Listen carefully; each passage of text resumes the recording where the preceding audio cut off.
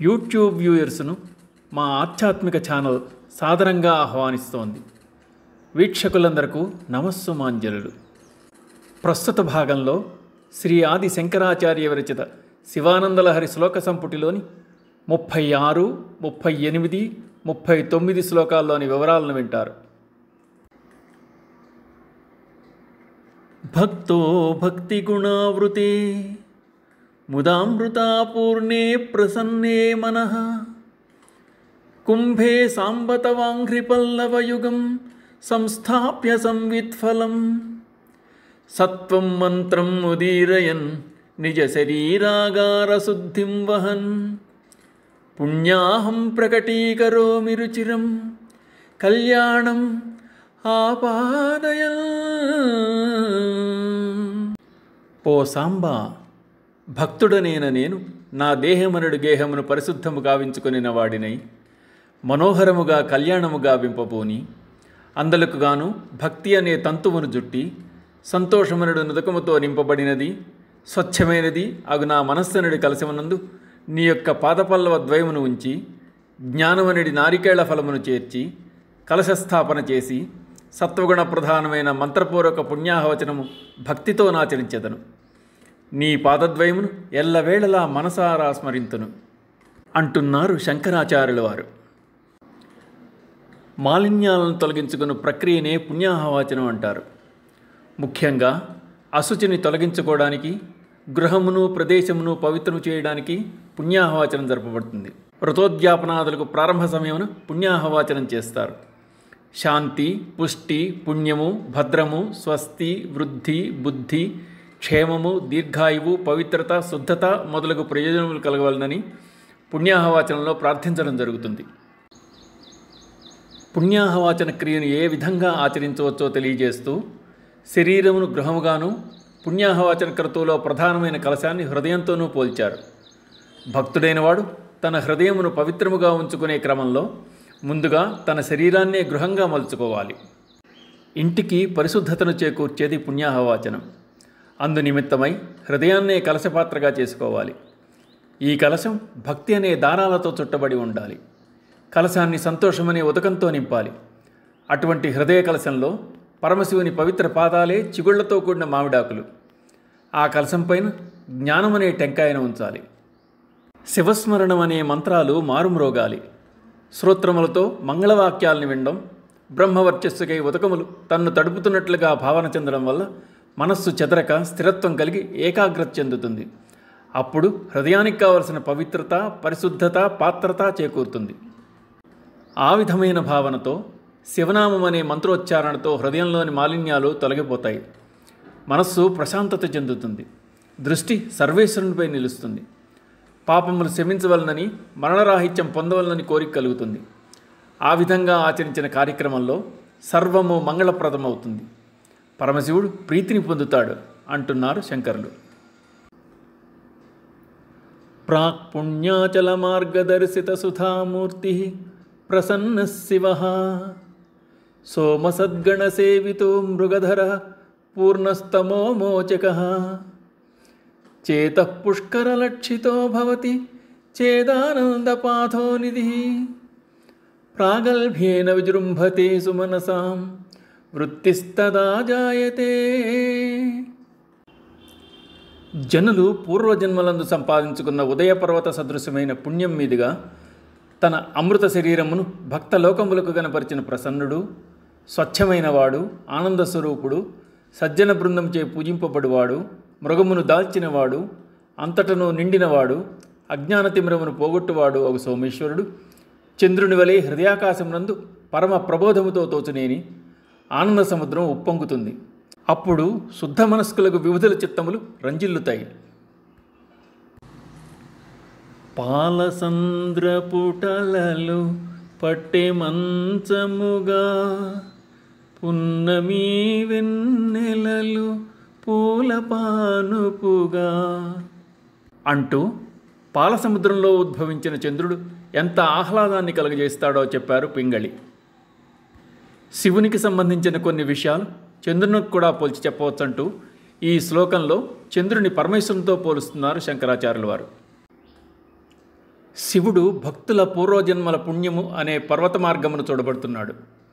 చంద్రుడు తూర్పు దిక్కున ఉన్న అదే ఉదయగిరి పర్వత మార్గమున అమృతమయమైన బింబముగా ఉదయిస్తున్నాడు.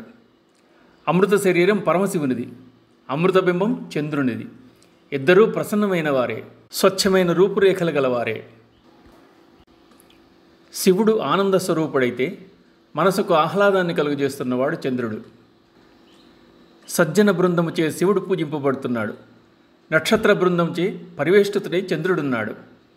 శివుడు మృగధరుడు, మృగాన్ని ధరించాడు. చందమామ తన బింబంలో లేడిని ప్రతిఫలిస్తున్నాడు. ఈశ్వరుడు సర్వత్రా నిండి ఉన్నాడు.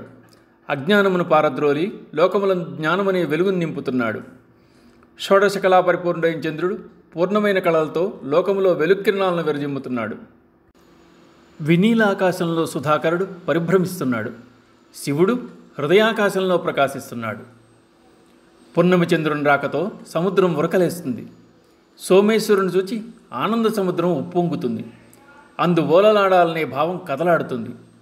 చంద్రుడు సోముడైతే శివుడు సోమేశ్వరుడు. ఇన్ని పోలికలుండబట్టే శశాంకుడు చంద్రశేఖరుని సెగలో వెలుగొందుతున్నాడు. అయితే పరమశివ దర్శనముచే కలిగే ఆనందం వేరు. అది అనిర్వచనీయం. ఆ ఆనందానికి అవధులు లేవు. అట్టి స్థితిని చేరుకున్న వారి జన్మే జన్మ.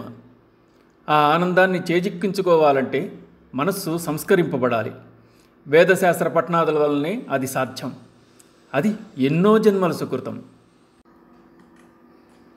ధర్మో మే చతురాంఘ్రిక సుచరిత పాపం వినాశం గతం కామక్రోధమదాదయో విగళితా కాలాసుఖావిష్కృత జ్ఞానానంత్యమహౌషధి సుఫలిత కైవల్యనాథే సదా మాన్యే మానసపుండరీకనగరే రాజావతంసి స్థితే. చంద్రుని శిరోభూషణముగా గలవాడు సర్వపూజ్యుడోగు శివుడు నా యొక్క హృత్పద్మమనుడి నగరమున కైవల్యముతో కూడిన ప్రభు అయి ఉండగా, ధర్మము 4 పాదముల ఆచరించబడినదై పాపము శమించి కామ క్రోధ లోభ మోహ మద మాత్సర్యములనడు అరిషడ్వర్గములు తొలగి జ్ఞాన సాధన అనడి ఔషధులు ఎల్లవేళలా ఫలించి కాలము సుఖకరమొగ్గాక. దేశానికి మంచి రాజు కనుక ఉన్నట్లయితే దేశం సర్వతోభివృద్ధి చెందుతుంది. అలాగే హృదయ పుండరీకమున పరమేశ్వరుడు కనుక ప్రతిష్ఠితుడైతే సర్వ సమృద్ధి కలుగగలదని ఈ శ్లోకమును చెప్పబడుతోంది. భగవద్గీతలో యత్ర యోగేశ్వరః కృష్ణో యత్ర పార్థో ధనుర్ధరః తత్ర శ్రీర్విజయో భూతిః ధ్రువా నీతిర్మతిర్మమ అన్న చివరి శ్లోకం ఈ విధంగా చెప్తోంది. ఎచట యోగీశ్వరుడైన కృష్ణ భగవానుడు ధనుర్ధారి అయిన అర్జునుడు ఉందురో అతట సంపద, విజయము, సకలైశ్వర్యములు, సుస్థిరము నీతి వర్ధిల్లగలవని అన్నారు. ఇక్కడ భగవంతుని సాన్నిధ్యమునందు ఉండుట వలన భక్తునికి ఎంతటి సౌఖ్యము, ఊరట లభించగలవో, భగవంతుడి నివాసం ఉండే ప్రదేశము ఎంత మంగళకరమో చెప్పబడింది. జ్ఞానమును పొందగోరువారు భక్తి, జ్ఞాన చింతనాదుల ద్వారా భగవాన్ని హృదయమును ప్రతిష్ఠించుకోవాలినని సూచన చేయబడింది కూడా. అర్జునుడు సామాన్య భక్తుడు కాదు. అజ్ఞానమును, కామక్రోధములను జయించినవాడు. గాంధీవధారి అయి బాహ్య శత్రువులను ఎలా చెండాడాడో గీతోపదేశం వలన కలిగిన జ్ఞానంతో అంతఃశత్రువులను కూడా అదేవిధంగా ఛేదించి వేశాడు. అట్టి జ్ఞానాన్ని పొందిన భక్తుడు భగవత్ స్వరూపమే. ఆ స్థితిలో భక్తునకు, భగవంతునకు భేదం లేదు. విశ్వకర్మ చేత నిర్మితమైనవి 2 దివ్యమైన ధనస్సులు. అవి సారంగము, పినాకము. సారంగమును విష్ణుమూర్తికి, పినాకమును మహేశ్వరునకు ఇచ్చారు. త్రేతాయుగంలో శ్రీరాముడి ఎక్కుపెట్టిన విల్లు పినాకమని చెప్తారు.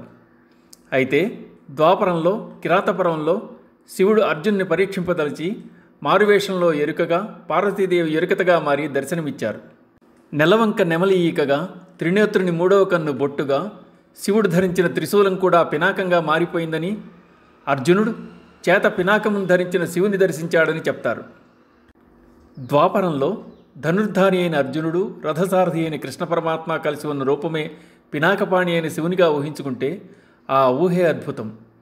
ఆ విధంగా భావన చేసినప్పుడు ఎక్కడ శివుడు ఉంటాడో అక్కడ సుఖశాంతులు, ధర్మము, నీతి, విజయము, ఆనందములు వర్ధిల్లుతాయి. హృదయంలో శివుడు ఉన్నప్పుడు భక్తుని జీవితం ఆనందభరితం అవుతుంది. అంతఃశత్రువులైన కామ, క్రోధ, లోభ, మోహ, మద మాత్సర్యాలు నిర్మూలింపబడి శాశ్వతానందం చేకూరుతుంది అంటున్నారు శంకరులు. ఓం తత్సత్. యూట్యూబ్ వ్యూయర్స్ను మా ఆధ్యాత్మిక ఛానల్ సాదరంగా ఆహ్వానిస్తోంది.